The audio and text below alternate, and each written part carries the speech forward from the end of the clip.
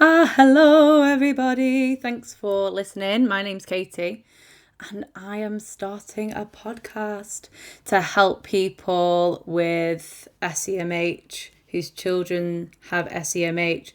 If you're a teacher who suspects they may have SEMH or knows that they do, this is my new podcast to talk about all things around social and emotional and mental health. Social, emotional, and mental health in education. So this is an introductory podcast / a storytelling podcast, and it's all about why I quit the classroom. I've got a sneaky suspicion I'm going to be tripping over my words for the first few episodes. So if you have patience, thank you very much. I think my brain works faster than my mouth. So I don't know if this is a great advert for my actual tutoring. Here we go again, for my actual tutoring business. But this is me, raw and ready to send some messages and talk about the whole world of education and how it can work well with teachers and students who do have social, emotional, and mental health difficulties, but also where the difficulties can, where it can kind of butt heads. We're working in an education system that is, maybe could be argued that isn't as up to date and isn't moving really with the times and with the needs of society.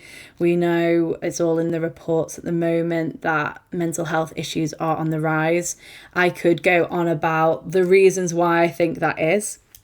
I really am passionate about this subject because I recently did my master's in education, and just getting to grips with and studying where education can help, but also how it can also hinder people who struggle with SEMH. So this is what the podcast is going to be looking at. So it's going to be split into two parts. Before I get into the story about why I quit teaching, and I say quit is very dramatic, but it wasn't like a day I turned around and was like, I quit. But it reminds me, if anyone is a fan of Summer Heights High, when Mr. G, the drama teacher, quits. He's like throws the flowers on the head teacher's office. It wasn't like that at all. It was like a silent quitting over a long period of time, just kind of coming to terms with the idea that maybe classroom teaching or traditional teaching isn't really a fit for me. Doesn't mean that I don't dabble, and I like to do some supply teaching here and there, and I do like to go back to the classroom and make sure that I'm not missing out on anything crazy or important. But I've lost my train of thought already and we're 3 minutes in. But yeah, I'll get into the story segment in a bit, but I'll just let you know, as this is the first episode, how it's going to be organised. So I'm going to try my best to keep, although I could speak for England, keep these podcasts to a 10-minute bite-size maximum. And it's going to be stories and advice and research around things, education and SEMH. It's created to help teachers, parents and even children navigate the education system. There'll be different segments. So it's going to be my company, my small tutoring company is called Superstar Learners, but I decided to call the podcast SEMH Superstars for teachers. And then I'll also have SEMH Superstars for learners. So for teachers, it'll be all about teaching. And if parents are interested in learning about the education system, you can tune into this one. As well as for learners, it's going to be about how to navigate the education system, but with having suspected or diagnosed SEMH. Gosh, what a great start. I'm by no means an expert right now, but I am working towards it. Like I said, I've finished my master's, but I'm always wanting to remain curious. I want to collaborate and I'm always learning. I have ambitions to go and do a PhD, whether I'll get on the programme. So you can follow my journey to that. I think I'm going to start applying. I need to start reaching out to my old professors probably within the next month or so. And I'll let you know how it goes. They were keen for me to do one. I did do really well in my master's, not to gloat, but let's champion the good things. And for somebody who I suspect I do also have SEMH, and I won't go into it too much because there's a whole thing about that's a big vulnerability for me. But probably as I speak more on the podcast and I'm becoming more open, then I'd probably be more open to talking about it. Really quickly, what is SEMH? So it stands for Social and Emotional and Mental Health, and it's kind of like if you think of SEN, Special Educational Needs, as an umbrella term, SEMH there's always seems to be an overlap that with children who do have other special needs, whether that be physical or if they have autism, it tends to come into social and emotional and mental health. So really simply, students who have diagnosed or suspected ADHD, or if they have anxiety or depression, maybe suffering from PTSD or emotional regulation. It's a whole, I'm going to break it down another time and really get into some more of the nitty-gritty research, but that is a real broad definition of SEMH.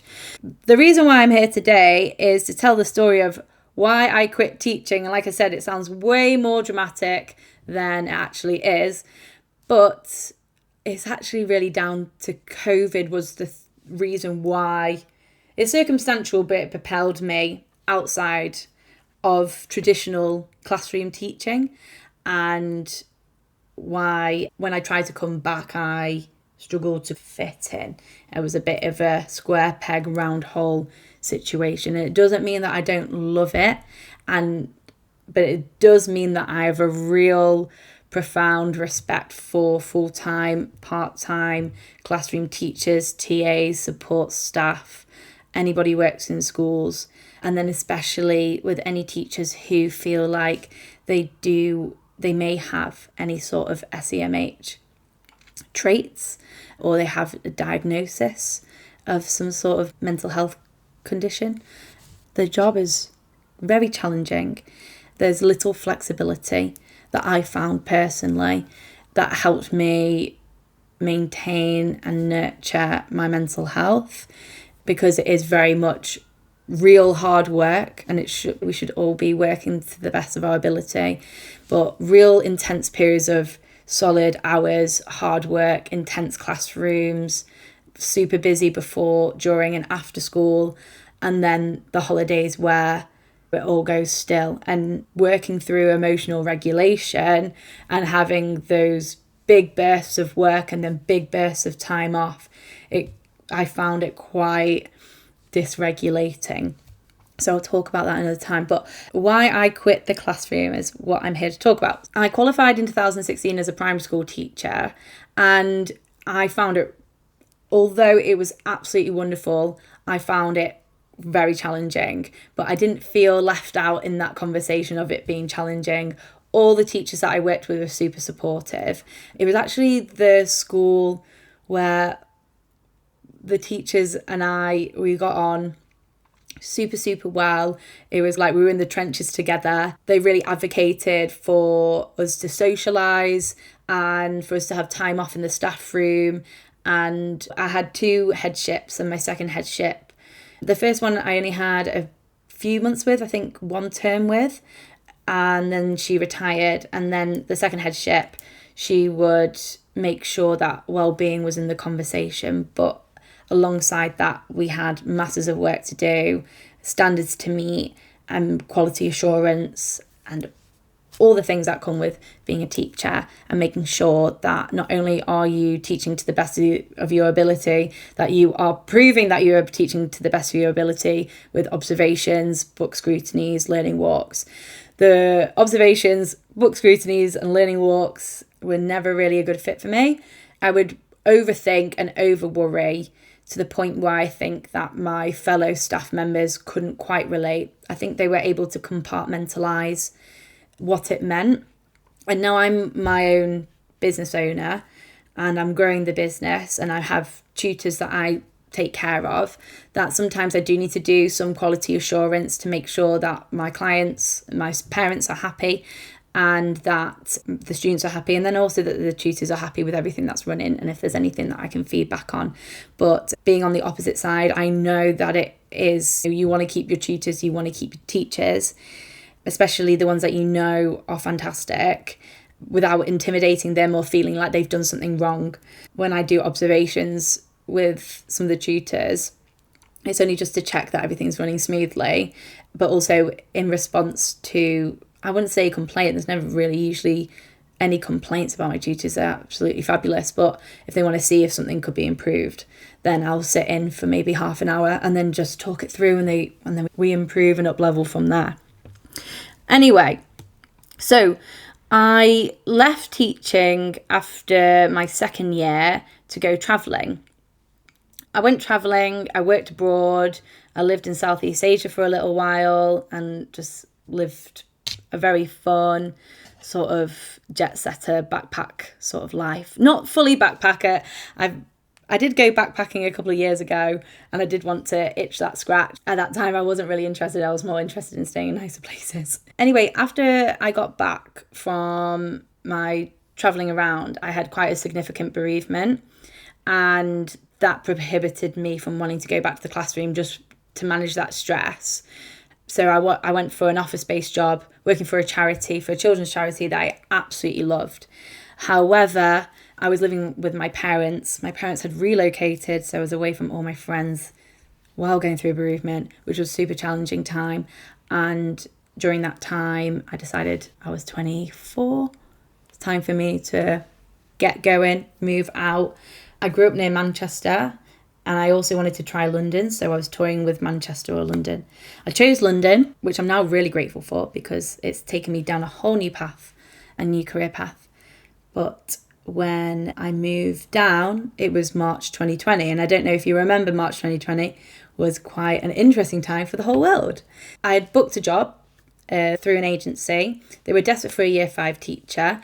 From all accounts, that their year 5 teacher had let them down, and they were desperate to fill the role. I had a chat with the head teacher. We got on like a house on fire. I was on the train to go and do my trial lesson. I had 2 other interviews that day right after, and it was on the Wednesday. I was on the train on the way on the Wednesday. I'd had a couple of interviews the day before, and the interviews were cancelled. I got a call from the agency saying, don't bother coming in, interviews cancelled. And this was while COVID was bubbling around. The schools in Italy had just shut. I don't know why, I was just in such denial. And because I'm a teacher, I just thought, I'll just get a supply job. And if the schools were to shut down, it'll probably be for about 2 weeks.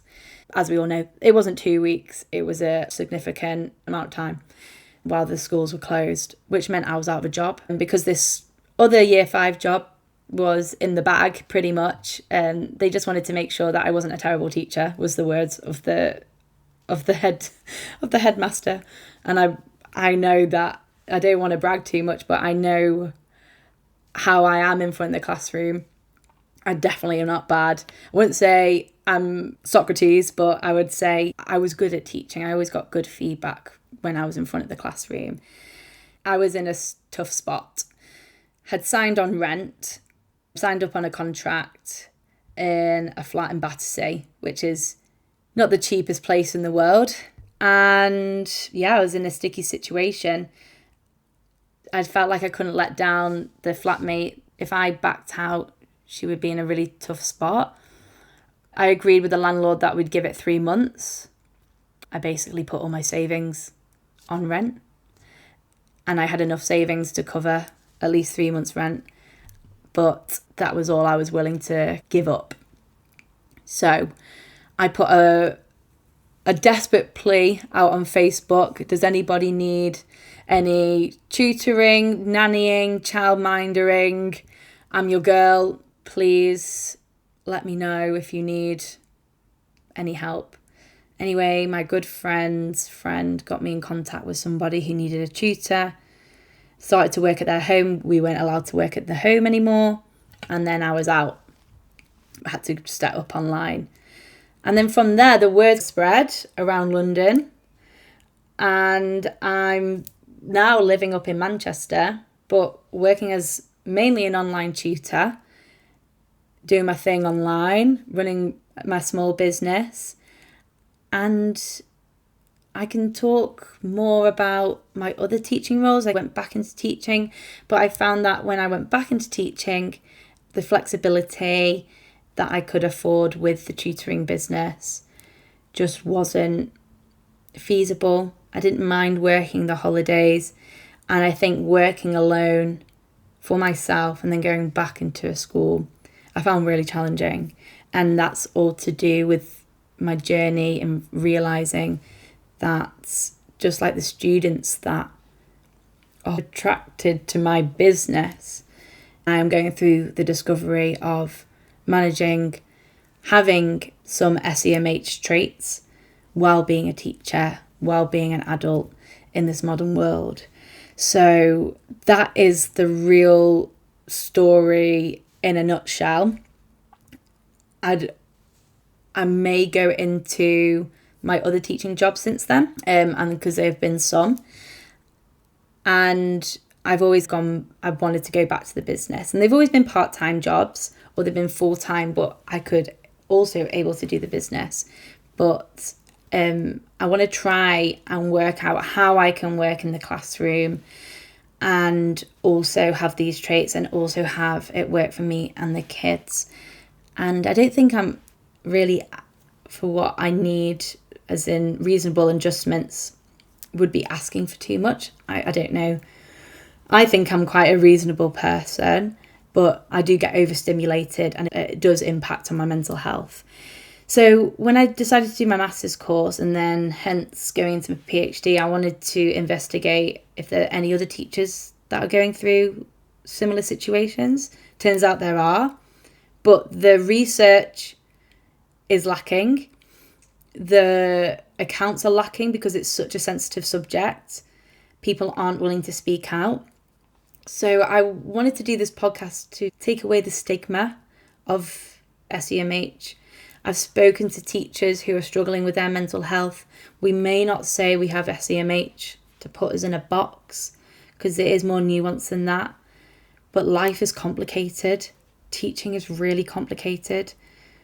Working for the government, meeting all the quality assurance measures consistently, showing that you're doing a good job and showing up all the time as your best self while battling with SEMH issues, it can be a tricky and sticky situation. That's really my passion. That's my road to go down. And I'll talk about this in more podcasts, but I'm suffering from a knee injury, which is going on longer than anticipated. And I thought I might as well start it. And during this time, I was quite lost. I felt I don't know if I lost my purpose. I want to be a teacher. I want to be a great tutor. I can't drive and go out and see the kids. And it made me reevaluate what my purpose was. And I realised I just had forgotten the reason why I wanted to do my master's in the first place, which was to research and try and better the lives and the rights for teachers. So this is just the beginning of my journey. My dream is to absolutely be part of policy making for teacher recruitment and retention. So I don't know if anyone's in that field and wants to give me some advice, that'd be cool. Please follow me on my business account at superstar_learners. That's going to be my social media for my tutoring business, but it's going to cover loads of different parts of education. But the main part of this podcast is to talk to teachers and to talk to parents who have children with SEMH and to give exam tips and how to navigate the education system if your child does have any SEMH traits or diagnosis. So I've gone way over, but I really enjoyed that. I'm excited. I'm a bit nervous about, they're the seagulls. Sorry if you can hear them. I'm really excited about doing this. Starting the podcast has been the hardest. I have an amazing woman and mentor who's taken me under her wing, who's given me loads of advice about doing this podcast, but it was just starting I found really tricky, which is one of my traits, starting things. But when I do things, I absolutely love it. So I'm going to be consistent. I'm going to try and get these podcasts out twice a week. And do get in touch if you have any other topics you want me to cover. And yeah, I really enjoyed that. Thanks, everyone. Bye.